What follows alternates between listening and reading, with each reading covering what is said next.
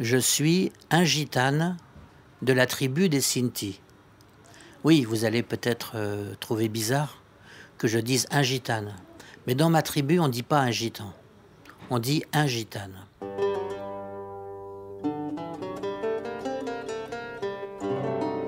Romanesque, les histoires tziganes d'Alexandre Romanès.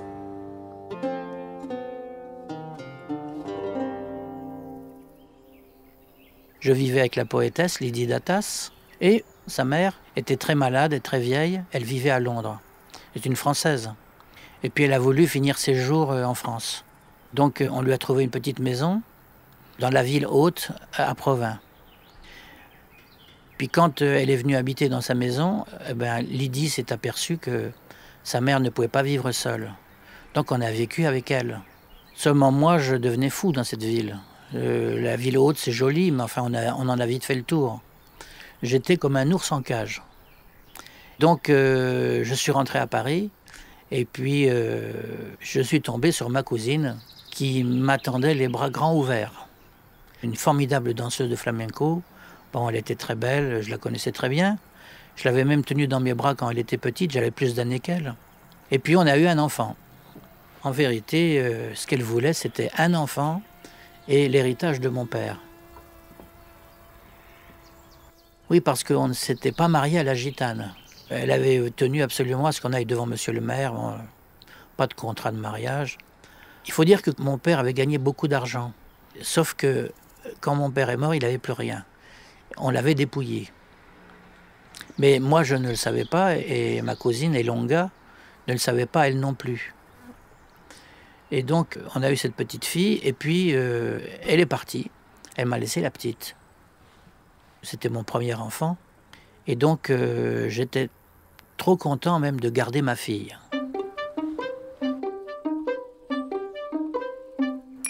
Alors, la mère de Lydie est décédée.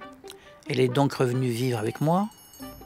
Et donc, j'ai gardé ma fille environ jusqu'à l'âge de quelque chose comme 2 ans et demi. Donc elle était élevée par Lydie et moi. Et la mère de ma fille vient passer quelques jours à Paris et elle me dit laisse-moi ma fille quelques jours et puis je te la ramène. Et du jour au lendemain, ma fille et sa mère ont disparu.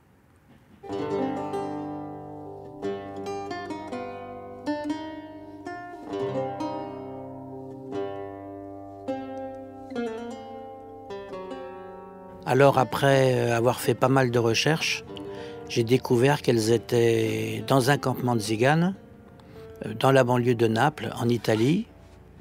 Donc je vais à Naples rechercher ma fille et j'ai jamais pu voir ma fille. Alors j'ai pris un avocat et l'avocat me dit écoutez, dans le nord de l'Italie, pour faire exécuter votre jugement, ça prendrait 2-3 mois. Ici, dans le sud de l'Italie, ça va prendre entre 15 et 20 ans. Voilà, donc je préfère vous dire la vérité. Si vous voulez, je m'occupe de votre affaire, mais quand vous retrouverez votre fille, elle sera en âge de se marier. Donc ça m'a mis un coup. Je suis revenu plusieurs fois. Essayer de voir ma fille était impossible. Alors, je m'étais mis à un carrefour dans la banlieue de Naples, avec un écriteau, et puis je racontais mon histoire de ma fille que je ne pouvais plus voir. Et il y a pas mal de journalistes ont parlé de l'histoire. Et c'est même passé sur une télé régionale. Ils sont venus me filmer. Et puis bon, il ne s'est rien passé de plus. Je suis retourné en France. Avec une idée précise, je vais enlever ma fille.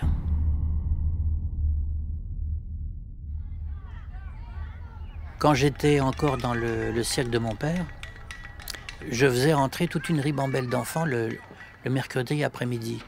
Oh, ils étaient toujours une douzaine, une quinzaine. Mais alors, les enfants, ça changeait. Je n'avais pas toujours les mêmes. Mais il y avait un petit Antillais. Il avait quoi 8 ans, 9 ans. Et il s'appelait Jean-Jacques. Lui, il était là tous les mercredis. Donc, j'ai fini par le remarquer. Et puis, je découvre qu'il est passionné de cirque. Et un jour, il me dit, Alexandre, tu pourrais pas me faire répéter un numéro de funambule? Donc, j'ai commencé à m'occuper de lui. C'est une histoire bizarre parce que les parents n'avaient pas d'autres enfants et ils s'en occupaient pas. Et le petit, il était vraiment exceptionnel, il avait tout pour lui. Alors, il a fini par habiter avec Lydie et avec moi. Moi, il m'appelait papa, Lydie, il l'appelait maman. Enfin, c'était le fils qu'on n'avait pas.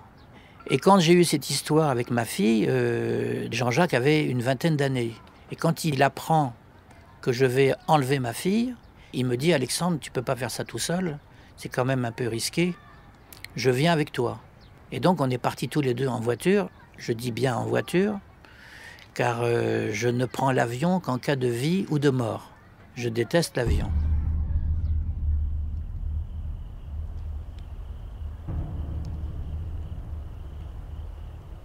Au moment d'entrer dans le campement, c'est moi qui conduisais, Jean-Jacques était à côté de moi.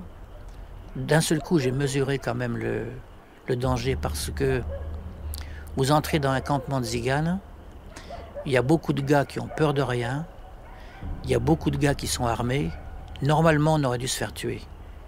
On est rentré dans une sorte de baraquement, on s'est battu comme des bêtes, ça c'est vrai.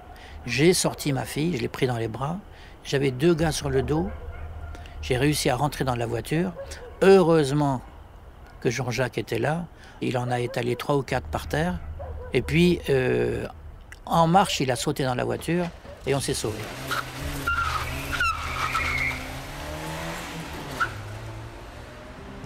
Et alors, si la justice est lente dans le sud de l'Italie, la police ne l'est pas du tout.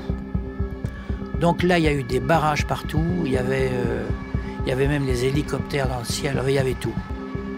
Parce que la mère aussi, c'est très malin ce qu'elle a dit. Elle n'a pas dit « mon ex-mari a enlevé ma fille ». Elle a dit « on m'a volé ma fille ». Donc là, il y a eu un branle-bas de combat extraordinaire. Et donc on a été pris par la police. Et là, du coup, d'abord, je me retrouve au commissariat de police. Il y avait 2 gars qui me tenaient. Le commissaire arrive d'un pas décidé en venant vers moi. Sur le moment, j'ai dit, je vais m'en prendre une bonne dans la figure. Et le gars me prend dans ses bras en disant, je suis absolument désolé. Lui, le commissaire, il savait que c'était ma fille. Il parlait bien français en plus. Je suis absolument désolé de ce qui vous arrive. Et je n'y peux rien, c'est la loi. Ce soir, vous dormez en prison. Mais vraiment, je suis vraiment désolé d'être obligé de vous amener jusqu'à la prison. Et là, Jean-Jacques et moi, eh bien, on entre dans la fameuse prison napolitaine qui s'appelle Poggio Reale, que je déconseille à tout le monde.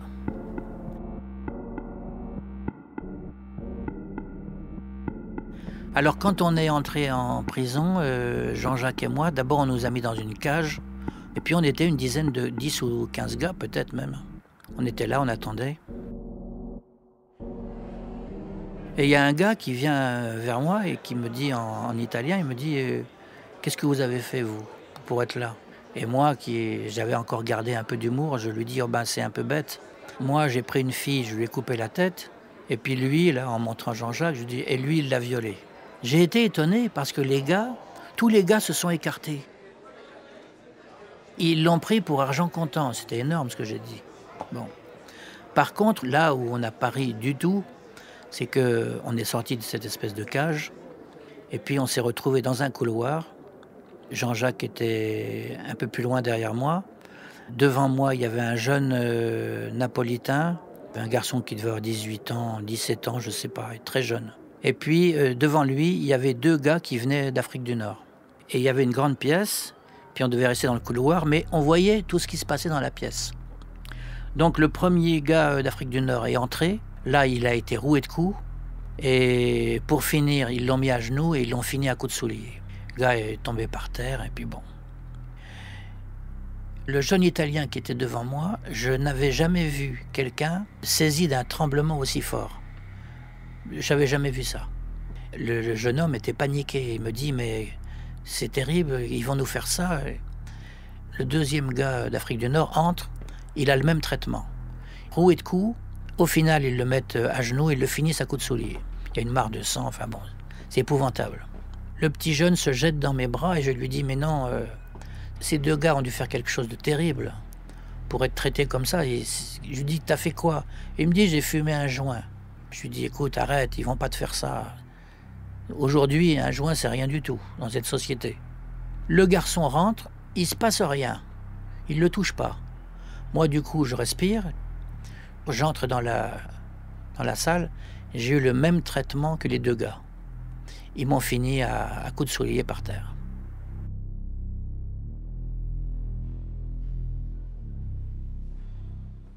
Alors après, dans la prison, j'avais demandé à un gardien, je lui avais dit pourquoi il y en a qui sont massacrés et puis d'autres pas. Et le gars me dit, c'est à la tête du client. Quand les gars pensent qu'ils tombent sur une forte tête, sur un gars qui va leur résister, le premier jour, ils le cassent. Combien de temps on est resté, je ne sais même plus. Ce que j'ai bien en mémoire, c'est quand on est sorti de la prison. D'abord, je me suis retrouvé devant un juge, et le juge me questionne et me dit « Donc vous êtes le père ?» Et moi, je l'ai tout de suite repris, j'ai dit je m'étais mis à parler le napolitain. C'est pas très difficile, surtout que je parlais déjà italien. Et donc je lui dis « Non, monsieur le juge, je ne suis pas le père, je suis la mère. » Le gars me regarde, me dit que je ne comprends pas ce que vous dites. Ben, je lui dis, vous savez, les biberons, les couches, emmener l'enfant chez le médecin, sortir la petite, le parc et tout ça, c'est pas la mère, c'est moi. C'est moi qui faisais ça. Donc la mère, c'est moi. Et le gars, il me dit, oui, je comprends très bien ce que vous voulez dire, on va vous relâcher.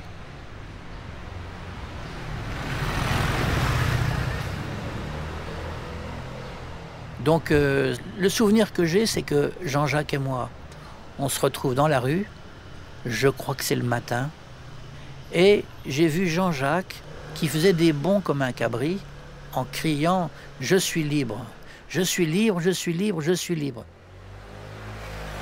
J'ai rarement vu un garçon aussi heureux. Et alors on a arrêté un taxi et j'ai dit au taxi « Amenez-nous dans le plus grand hôtel de la ville ». Et puis le lendemain, on a repris la voiture et on est parti. On est rentré en France. À suivre sur arteradio.com. Bon, ben on en est resté là. Finalement, je n'ai plus revu ma fille depuis 20 ans.